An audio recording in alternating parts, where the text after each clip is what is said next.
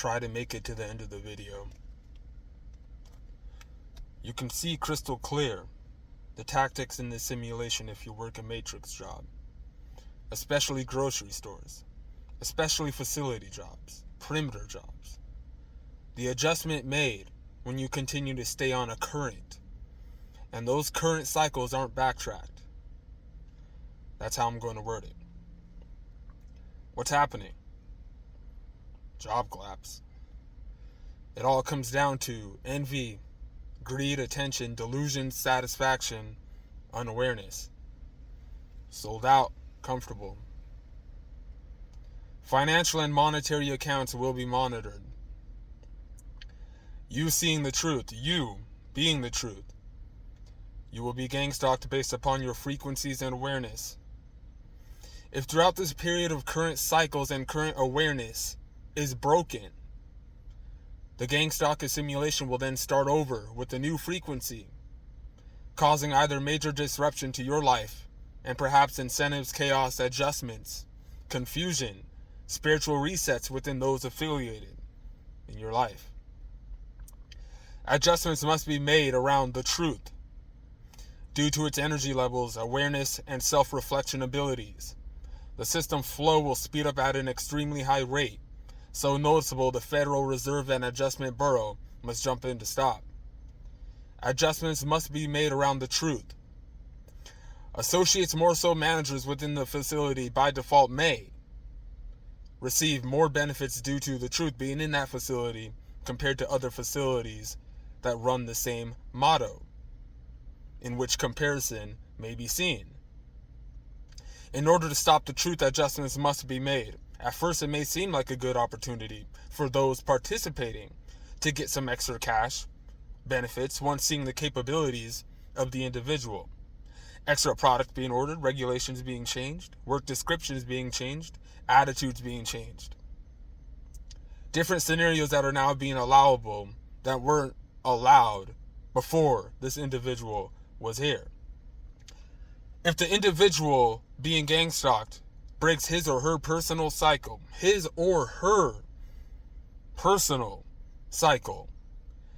the adjustments are then now clouded. And the individuals participating in gangstalking become two-faced, manipulative, deceptive, delusional, contradictive, and promises that were made may be broken. While the simulation being ran on this individual includes shadow band technology, nanotech, energy frequency, surveillance, cybersecurity infiltration, NIH surveillance conducts.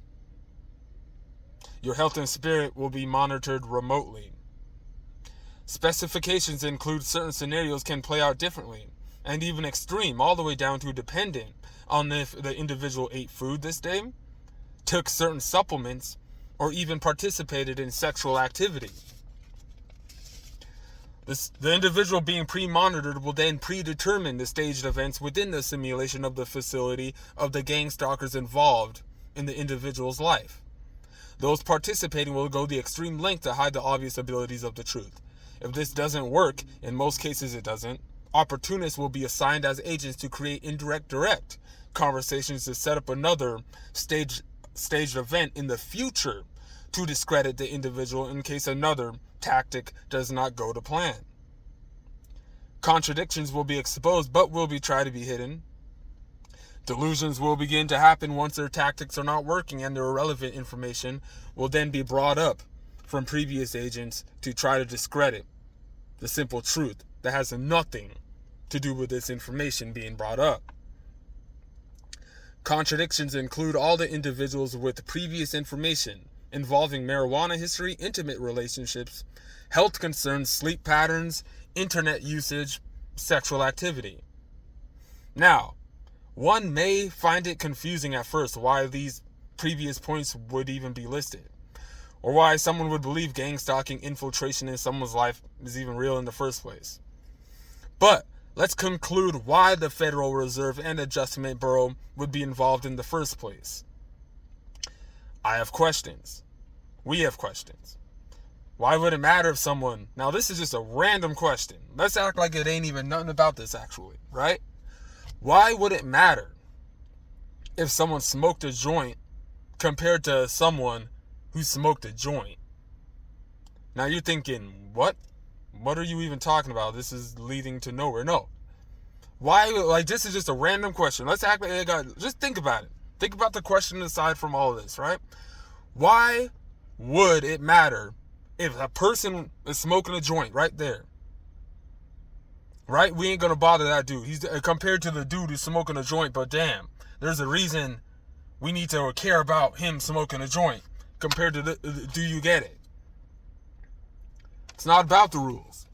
It's not about the regulations. It's about an even playing field, and people are upset. It's no problem when it's a lazy person sleeping on the clock, leaving banana peels everywhere to make sure that this matrix continues, right? But when it's someone who is not stupid, it's a problem.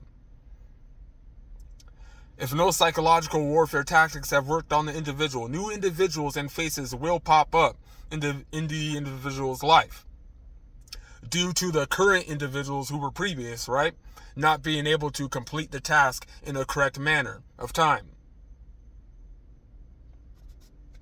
Creating either life profit adjustments within this person's life, staged interactions that include this new individual having to be in a new space, including more attraction opportunities with the opposite gender, if this person is not currently in an intimate relationship, and characters in training to even the playing field within this phase of life. Considered a bug in the system, once a genius is ran out of the system will be reset with new implications that were stolen from the individual character and intellect while in that situation, and the Federal Reserve and Adjustment Bureau will then go back to implicate a new program with new people once the individual is gone to a new environment where they will do the same thing to him or her there. Thank you for listening.